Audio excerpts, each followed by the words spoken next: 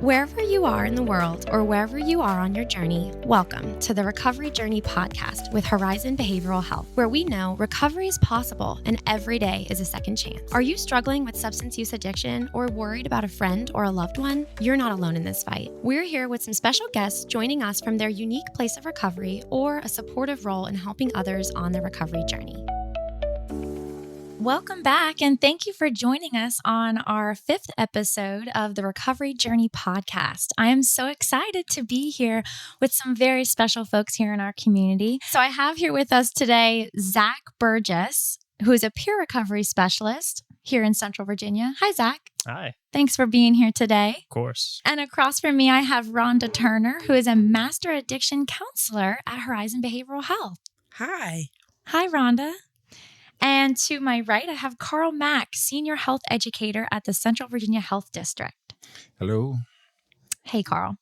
So today we're here to talk about recovery and treatment. And I know our listeners are hoping to hear from some of our guests who have real life experience with addiction and who are walking your own unique journey of recovery today. And we've got 2 gentlemen here that are walking in those shoes and are proudly celebrating, I'm sure, a number of years between the 2 of you.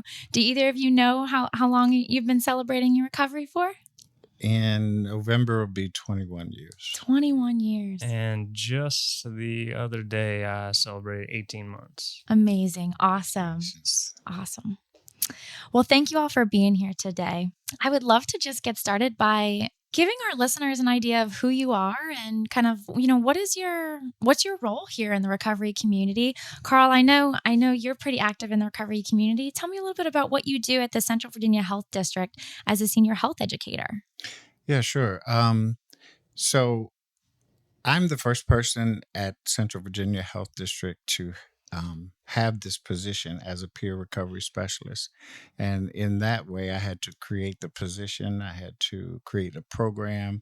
And we now have Partnering for Recovery as a program at the Central Virginia Health District Lynchburg Health Department. And our focus is providing peer support to the 2 area recovery courts that we have. So Lynchburg has an adult recovery court. Bedford has a family treatment recovery court. Awesome. And you mentioned that you are also a registered certified peer recovery specialist. Is that also correct? That is correct. So what all went into acquiring that registered certified title? So to be certified, you have to work 500 hours in the field, and then you have to pass a state exam. To become registered, you're actually registering your certification with the Virginia Board of Counseling, and you get what is a license through them. But it's also necessary if you're going to be billing for your services. You have to be registered. Gotcha. That's good information. Thanks for sharing that. Mm-hmm. So what are some of the things that you're involved in here in the community? So I am a proud member of CVAR, which stands for Central Virginia Addiction and Recovery Resources. And I say for the past 5 years, I've been with that coalition. Learned a lot of good stuff, put in a lot of good work on creating things like in 2019, myself and I had a co-lead at that time. We both had the idea of wanting to start a recovery community center. Mm-hmm. And so we do have what we call the COVE, because COVE is in the word recovery. And we meet the first Friday of every month. So this Friday, we'll be having an event where we allow anyone from the community that's in recovery to come and have fellowship that's not a 12-step meeting. Mm-hmm. And so we've created a partnership with a local step-down facility where they bring their residents, and we have a good time. We always have a meal. That's amazing. It's so wonderful to hear that there's folks in the community that are looking to create spaces in the community that are going to be conducive to folks that are kind of really in maybe I say like the hard spots of trying to figure out where they are in their recovery journey. So that's amazing. Mhm. And Zachary, have you been a resident here in Central Virginia for a while? Yeah, I was actually born in Bedford, Virginia. I just moved back probably a few years ago now, and that was really where my recovery started, was coming back to my hometown. Hmm. Did you find that when you were in your early kind of like that early season of recovery, did you find that there was a lot of spaces in the community where you could find that support like Carl's talking about? Uh, I'm sure they were out there, but at the time, I was a bit more isolated and not Mhm. really linked up with the resources that I needed. But through a turn of events, playing a video game, I had a friend recommend to get into it, and it kind of spiraled on from there. So that's kind of how you got linked. Yeah, Gotcha. Okay.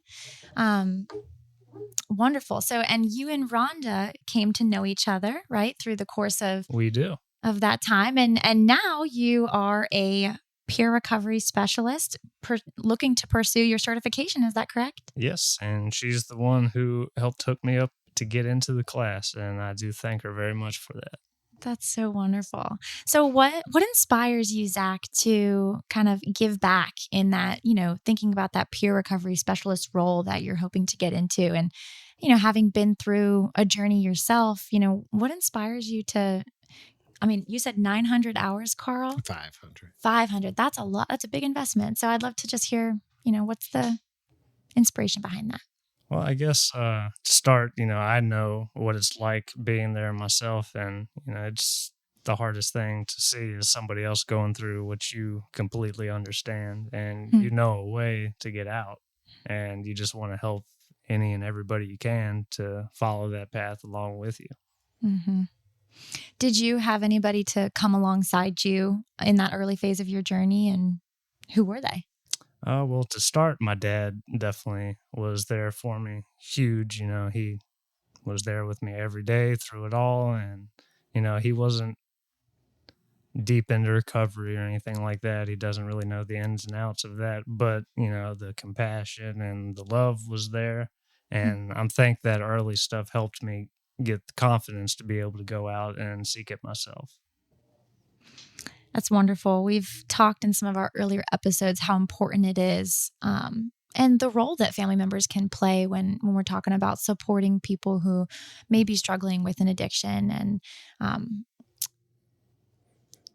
there's a lot of challenges out there, but we know that supportive families can sometimes be the biggest difference in, changing a person's life for the That's better. really huge, Gabriella, because addiction is a family disease.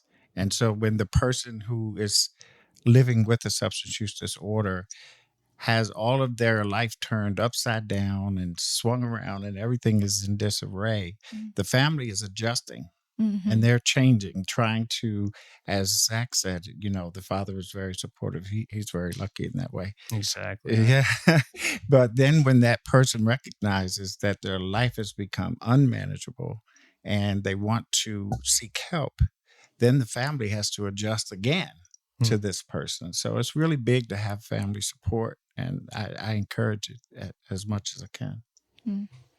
And I know at Horizon, we really try to integrate that into the treatment services that we provide as well. As we're thinking about how do we connect with individuals, and we know that the family unit can be like a wraparound support system, and oftentimes people don't have that though. We understand that too, and so there's programs like our office-based addiction treatment program. I know Rhonda knows a lot more about than I do, so maybe she can shine a little light on how does that program kind of help individuals to bridge gaps and fill the holes where support may not already be there because maybe they don't have things like supportive families or a good system of support on the friend front or that sort of thing. Mhm.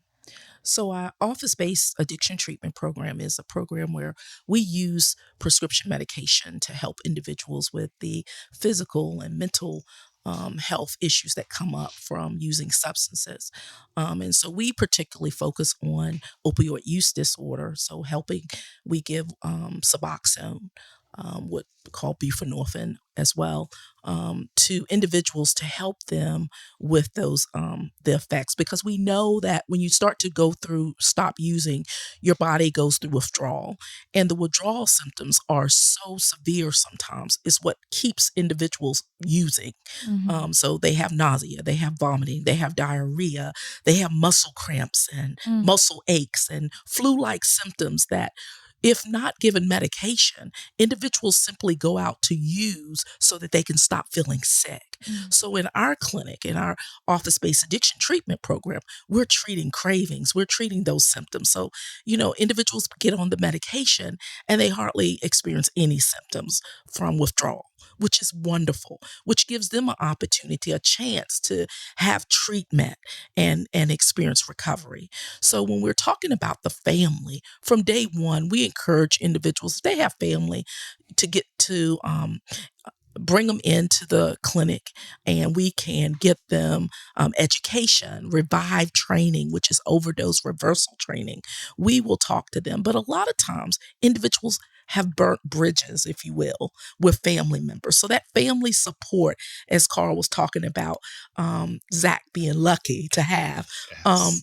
not everyone has that. So at that point, and this is what I like, is individuals like Carl and individuals like Zach, who are peer recovery specialists.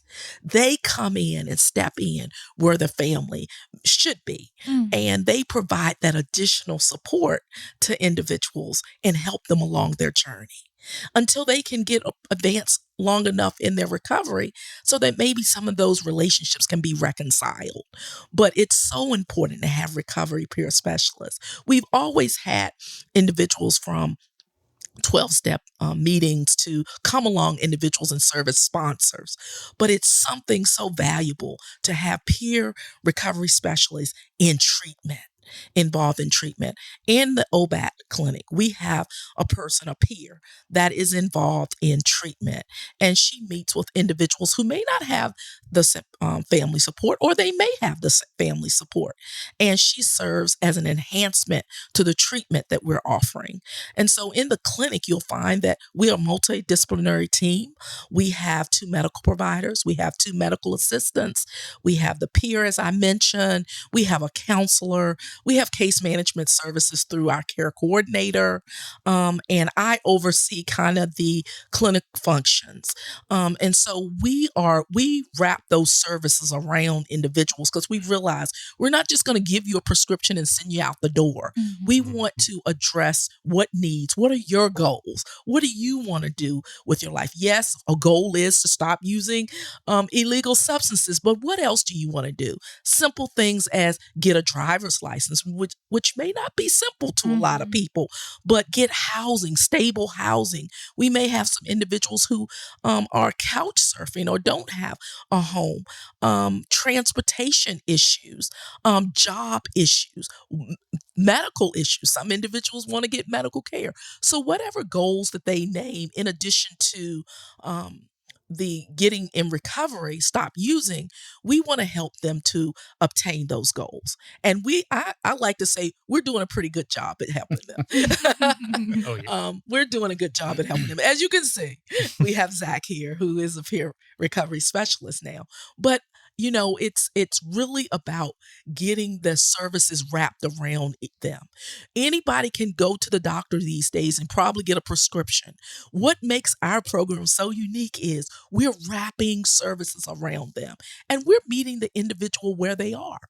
Hmm. And I think that's important in any step, any treatment that you're offering, is meet them where they are. Oh yeah. I mean, I felt very welcome when I came to Horizon.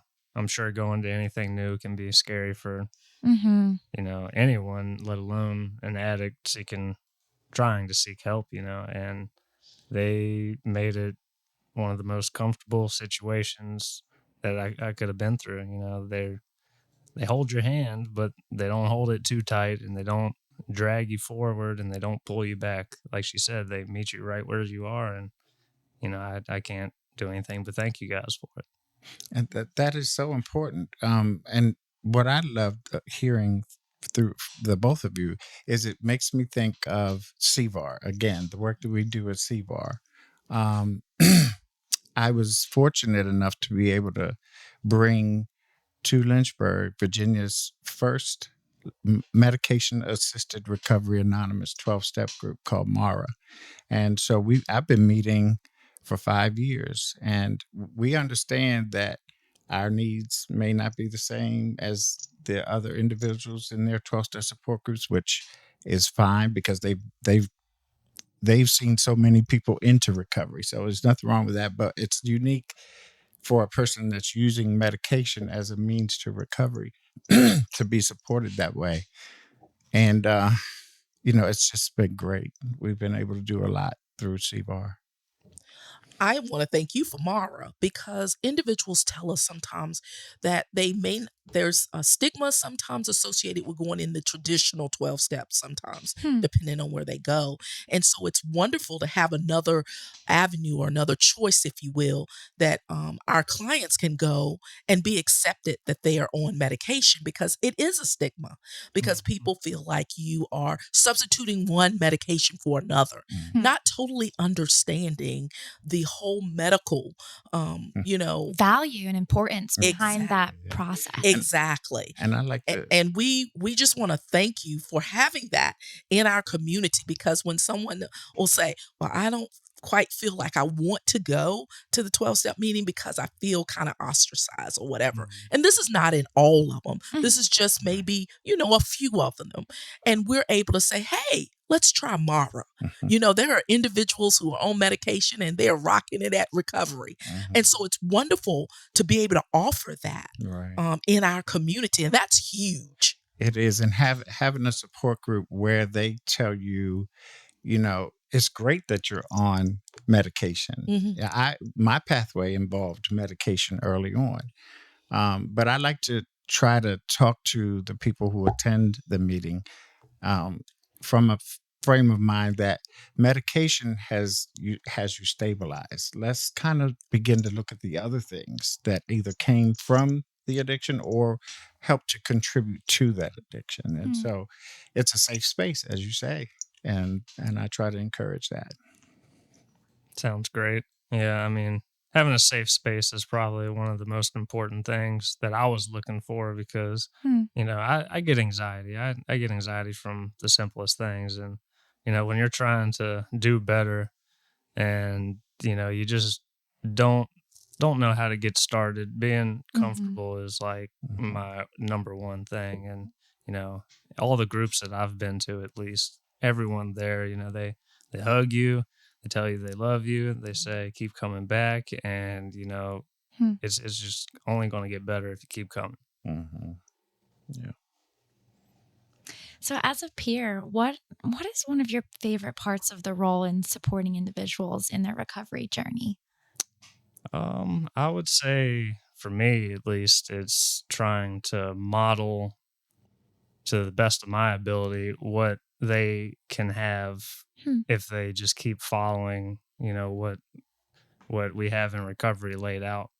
And, it's not hard. All you got to do is, just put one foot in front of the other and just stay in the moment and just know that there is a better way, and you can do it, and, everyone in that group, they're there to take you right along with them. I think for me, I agree 100% with Zach, but I also like to see that moment when that person you're supporting starts to pick up the ball and walk with it. Maybe before they run with it, but they're walking, and we're still supporting them, and helping to educate people about addiction and about recovery, because there are stages to the recovery. There's stages to a relapse, and we want to educate you about that so you can catch it early on when it's easier to sort of prevent that. So that's one of the best parts. It must be amazing to walk so closely with somebody who is in a place where they may be struggling so much, and then to see them find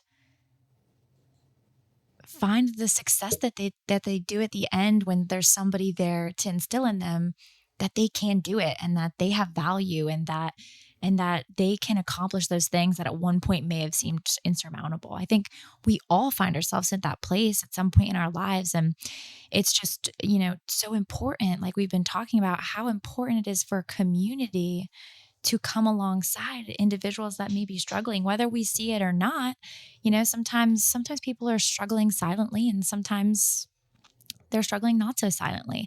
So what are some things that our community can do as we're coming alongside, folks in the recovery community who are out there and they may need the support? How do we create some of those open spaces? I think we keep doing what we're doing right now, putting it out there, raising awareness, talking about it. CVAR, being a part of CVAR. Carl mentioned CVAR. I'm a proud member of CVAR as well. But we need to continue to raise awareness. I've had individuals that came into treatment because they saw a billboard that was up advertising treatment. They looked up and they felt like it was God putting a little pat on their shoulder. And they looked up and really, they went in to our admissions at Horizon because of a billboard. How neat is that? Can you imagine had that billboard not been there? You have someone who's using opiates and who's overdosed a couple of times, and that they were ready to give up. They had lost all hope, and they literally looked up and there was a billboard from us. And so I think that speaks to the kind of things that we can do in our community, but there's so much more. We need people to get involved. This is just not a one organization kind of thing. We need everybody from all sectors to get involved and to stay involved in promoting awareness and wellness within the community. Yeah, I agree. We also need these other people because the people who are currently doing it have their hands in so many things. And we need others to help carry it a little further. Like the COVE events that I do once a month. I have a relationship with Gospel Community Church where they have the space and they're willing to allow us to have that space more often. But I just don't have the bandwidth to be able to keep doing it on my own. And we're looking for those who would want to come and step in and take pride in what they can produce. Yes, and take the lead. You're right. And I think we have to look at it from the perspective is that we all are impacted by substance use, by addiction. We all are impacted, whether that's directly or indirectly. We are all impacted. And if we can take that perspective to heart, then I think we can put some power to awareness and getting it out there in our community that we are all impacted by it. And it's going to take all of us to change and make differences. That means making people aware of what's out there in the community to treat addiction.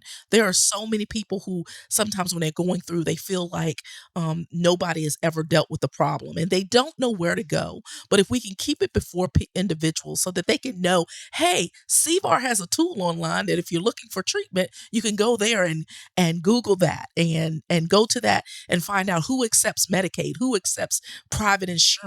Where are the treatment places at? Because we know that we need more treatment facilities, we need more detox, but where are the ones that are already in existence?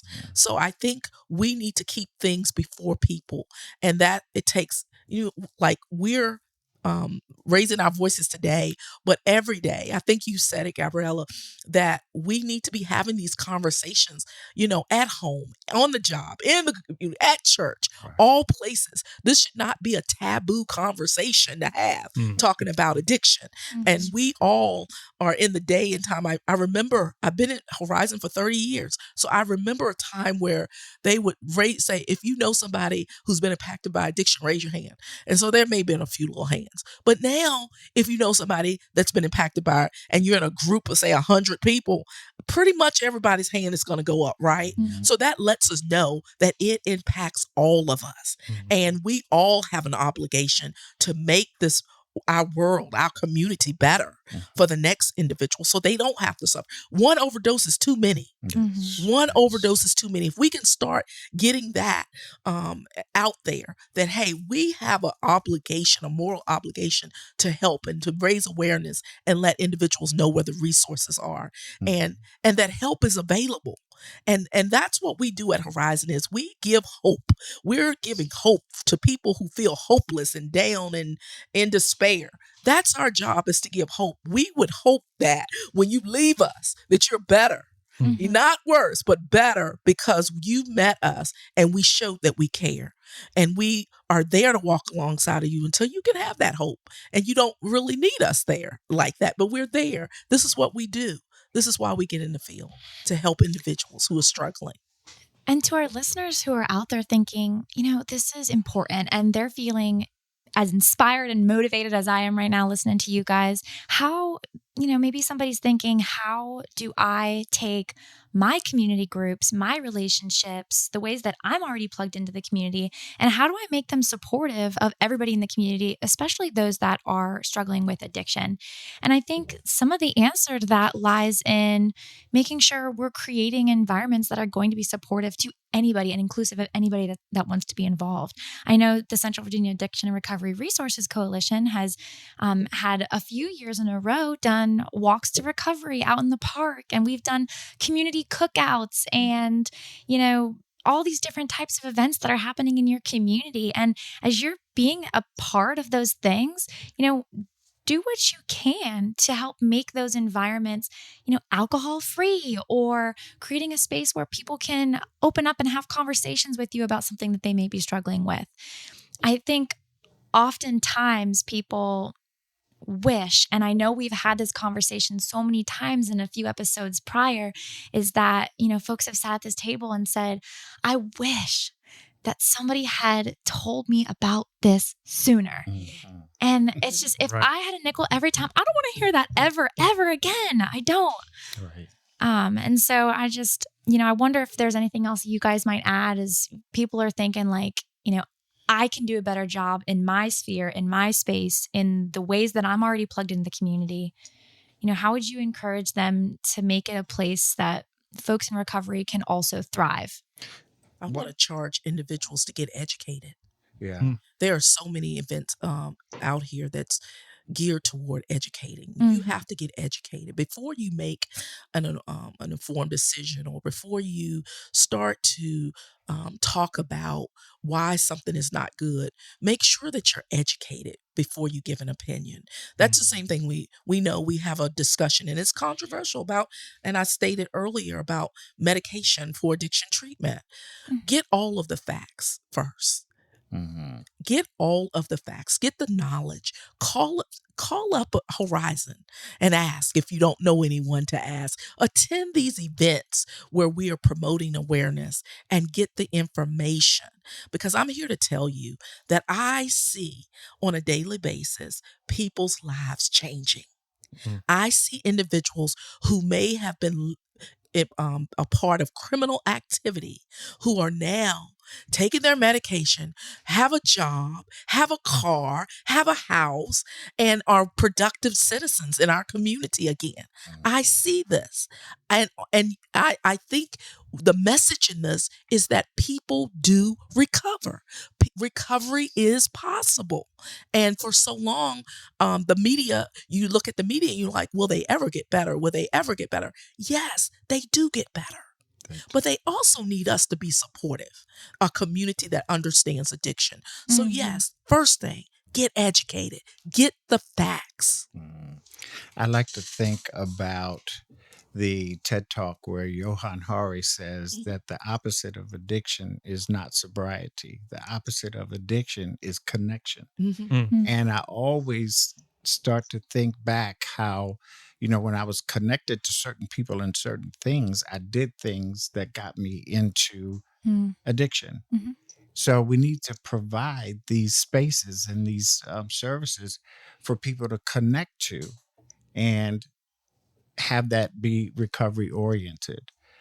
So it was important for me to understand that piece. When I was thinking, oh, okay, so I was in the first Recovery Leadership Academy that was a cooperation between VCU and DBHDS, Department of Behavioral Health Developmental Services.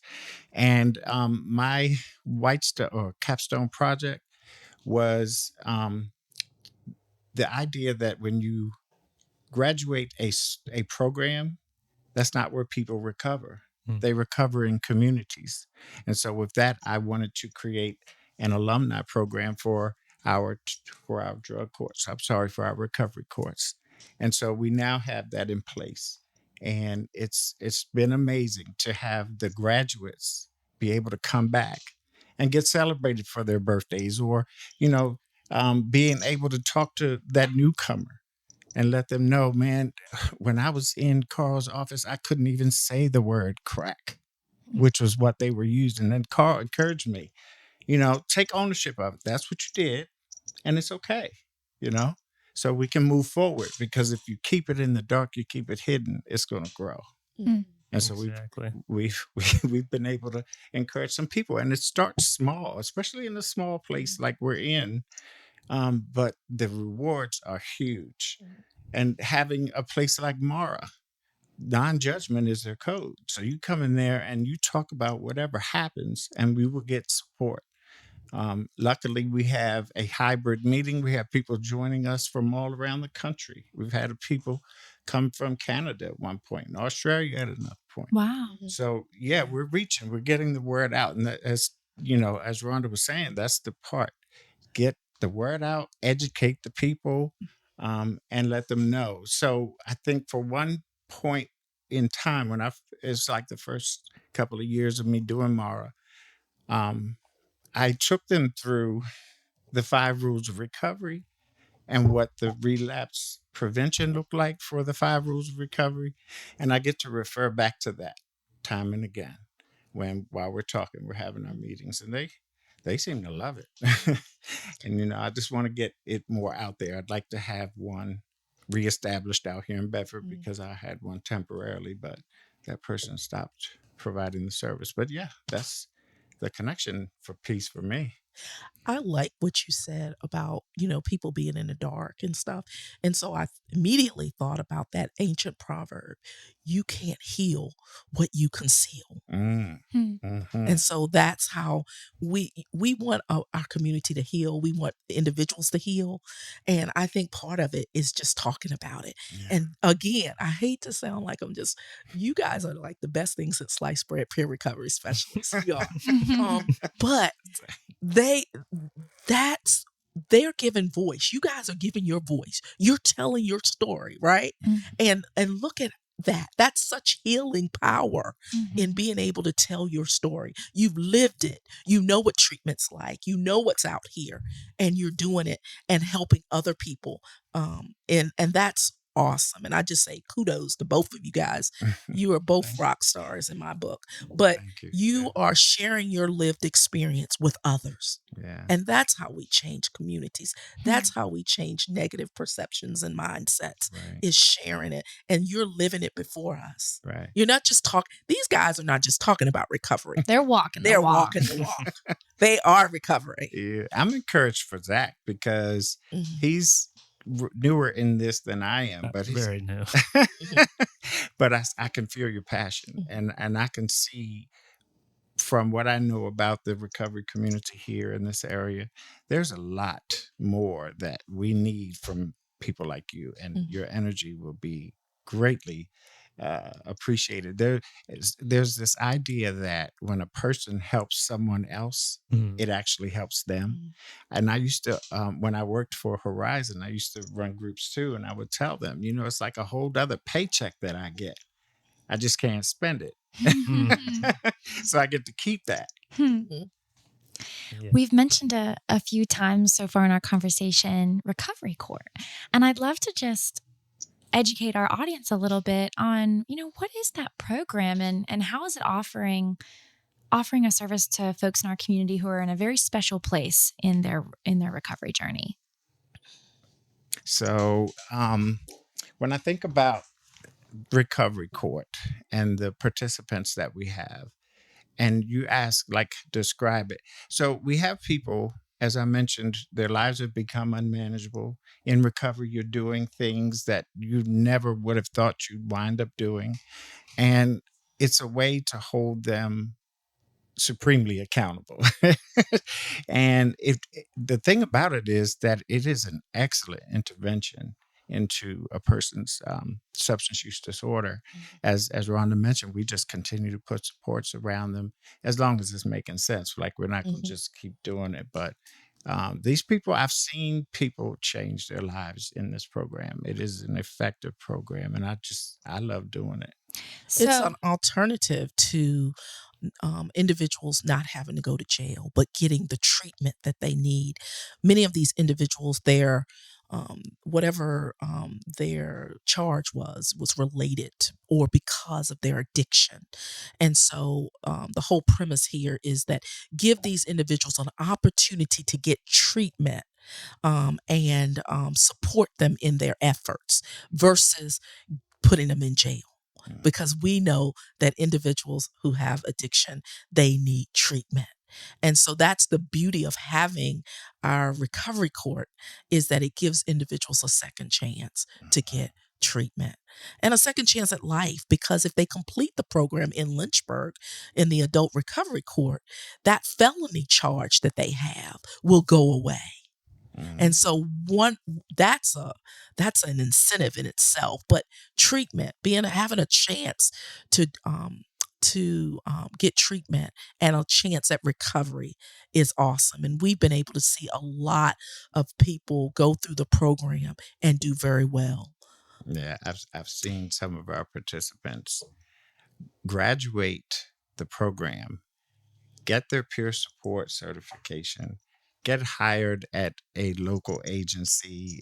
This one young woman, she went to Roanoke and got in with their CSP. We have another one who graduated from Bedford, and she is now an employee at Horizon, but she is working in that recovery court. Yeah. And so that it's just been amazing to see that. And we can support them.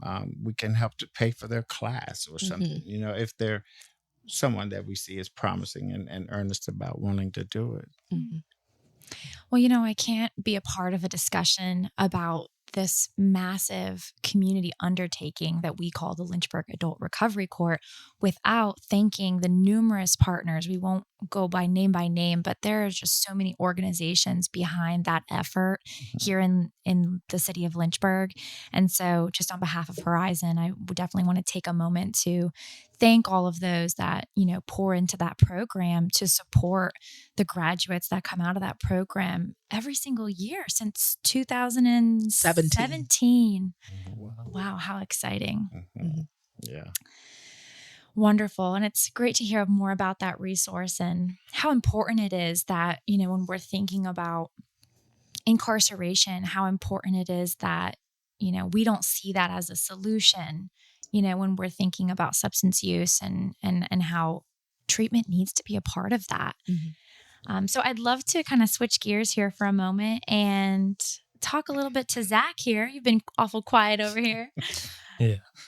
So I would just love to talk more about, and you too, Carl, when you look back on your journey to get to where you are today, what are you most proud of, or what are some of the hardest challenges that you faced along the way to find yourself here and now? I'd say for me, at least, one of the things that I'm most proud of, having been through recovery now, is probably gaining back the trust of my family, my friends, even my animal, my dog looks at me different, before when I was in addiction, it just seemed like, she knew something was wrong. And, now I can be there for her. I don't have to worry about, I don't have to worry about people thinking that I have ill will or bad intentions, at least right off the jump. Like I'm not that guy when I'm clean.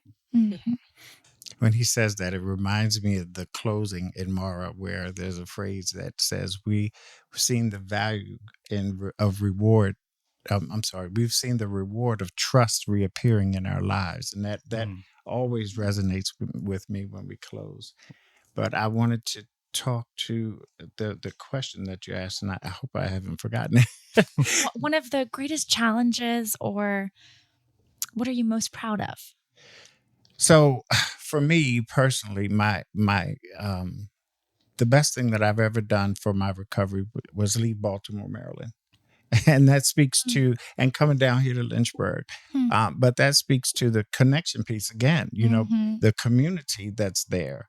I always talk about how there's an active and thriving addiction community, but it's been important for me since I'm here and I'm in recovery and I'm available and I'm passionate about it. Let's create this active and thriving recovery community. My journey was not that I had drug court. So I had to continue to try to do that next right thing. And I was on medication, but that didn't just fix it.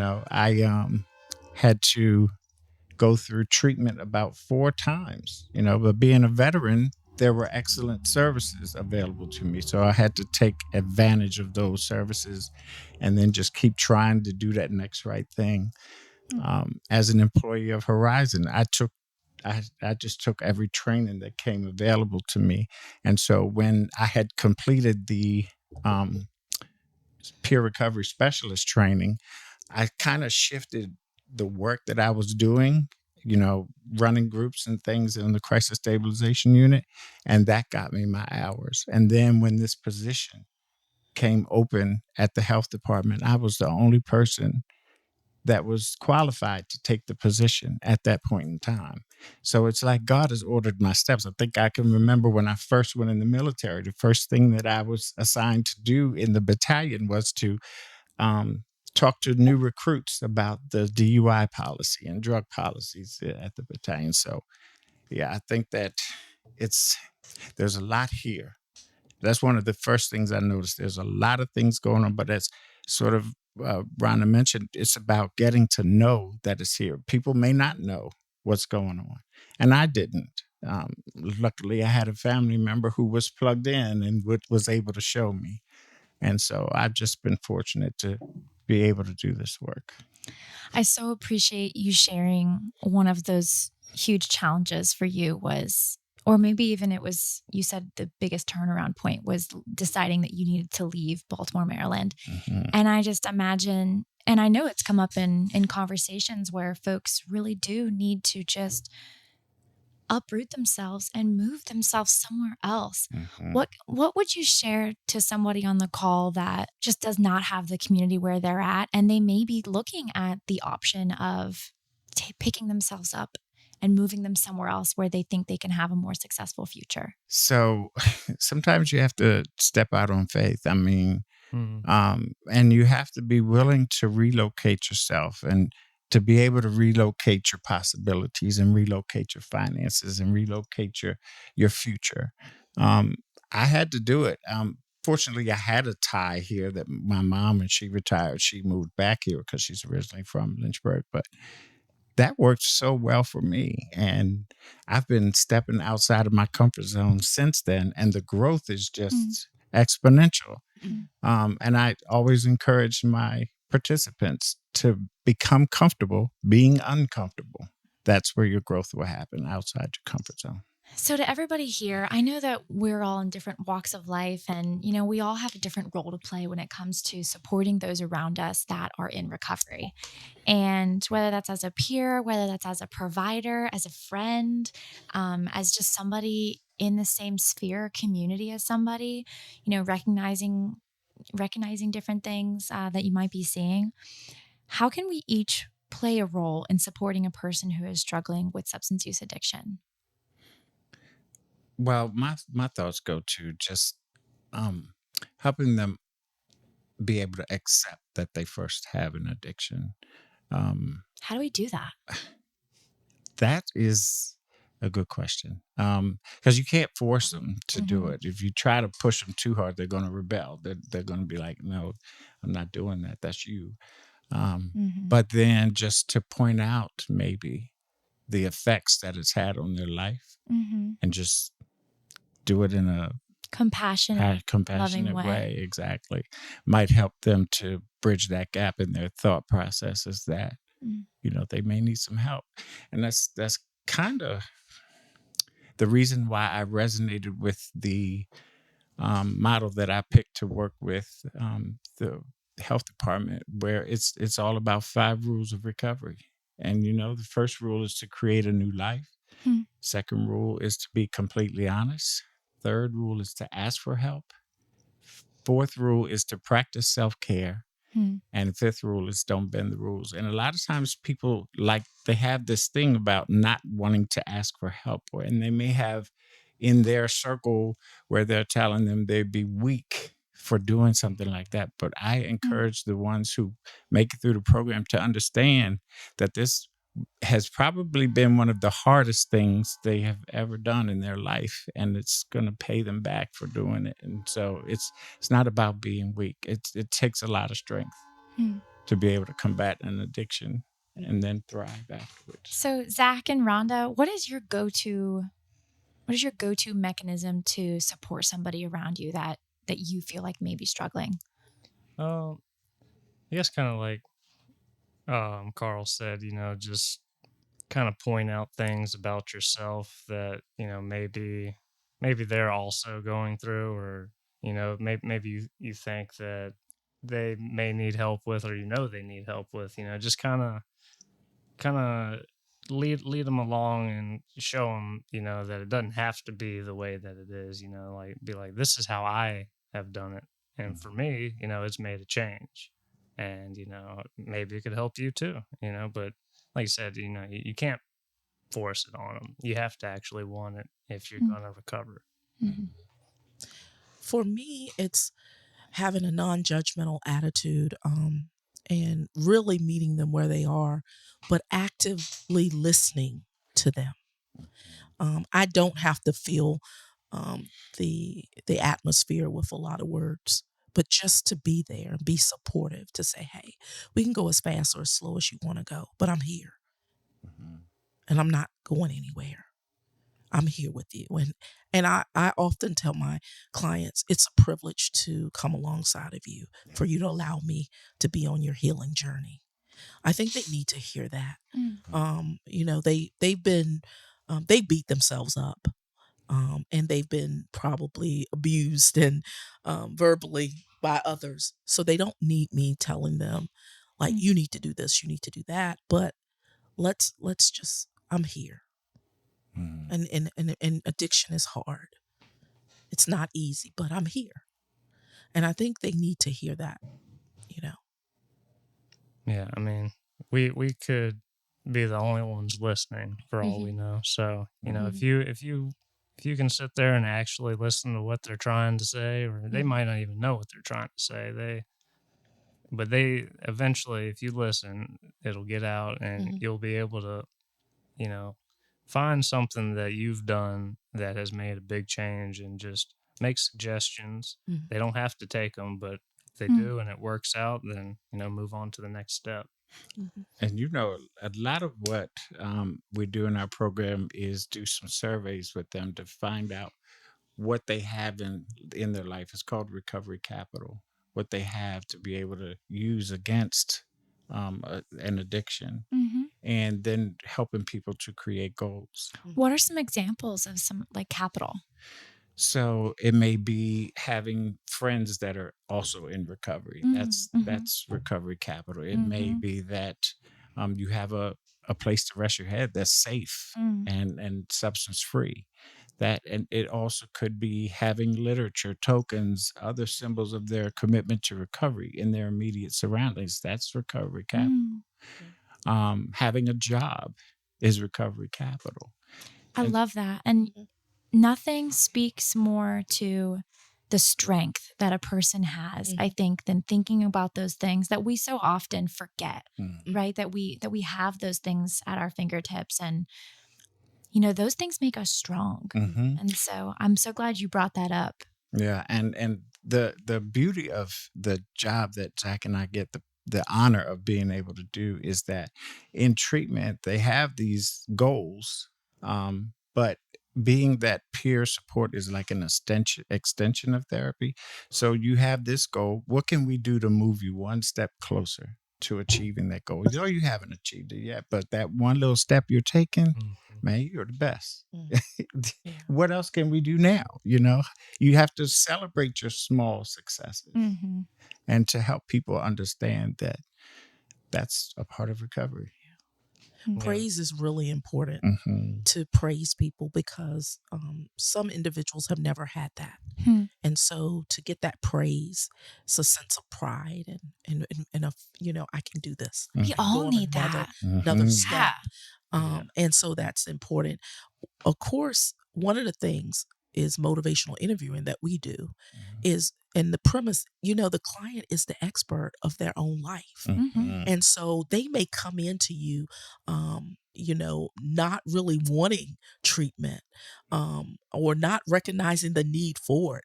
But you can ask questions, open-ended questions in such a way that you're putting it back on them, that they come to the conclusion at the end of your session, well, maybe I do need a little help.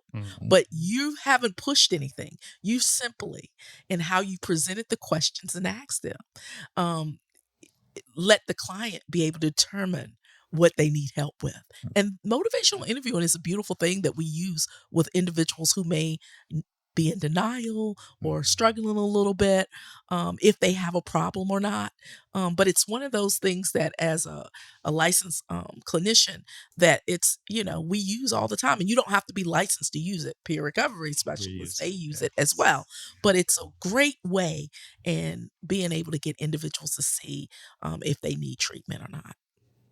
That's part of that thing when you see them get that moment where, oh, this is an opportunity, turn something that was a bad situation into a experience that you can learn lessons from is that piece. And I enjoy the work so much. Well, that's exactly how I feel, being in addiction, a little over a year ago. And then now today I can say that I have the opportunity to be able to help people that are, right where I was no more than a little over a year ago. And I just want to get them up to speed and catch up and shoot even further than where I am. It would be great to see. Yeah. It only goes up if you put in the work. So I'd like to thank each of you on behalf of Horizon Behavioral Health and our listeners for being a part of today's discussion and being willing to have difficult conversations in hope that someone listening can benefit from what you have experienced or what you have seen here in our community and what you have learned along the way. To our listeners who have tuned in to today's episode, let's not let the discussion end here. Go home and have these conversations with your friends, your families, and in your communities. As you do, know that we are here celebrating recovery alongside you loudly and proudly. And to everybody here today, I'd love to just wrap up our session by telling me, what does recovery mean to you? I'd have to say, and that's in one word, I'd have to go with serenity. Life.